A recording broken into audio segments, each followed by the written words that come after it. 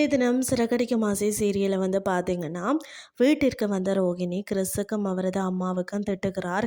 மேலும் இனிமேல் முத்து மீனா அழைத்தாலும் போகக்கூடாது என்று கண்டிஷன் போடுகிறார்.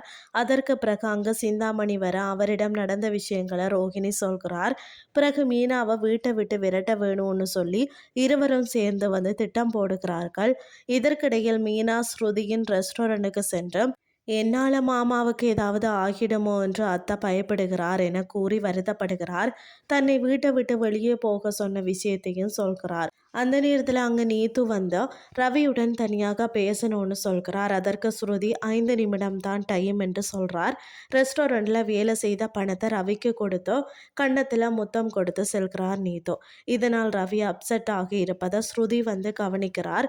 இறுதியில் அண்ணாமலை தனது நண்பருடன் பேசி கொண்டு செல்லும் போது மோட்டார் சைக்கிள்களில் ஒருவர் வேண்டுமென்றே அவர் மீது மோதி செல்கிறார்கள்.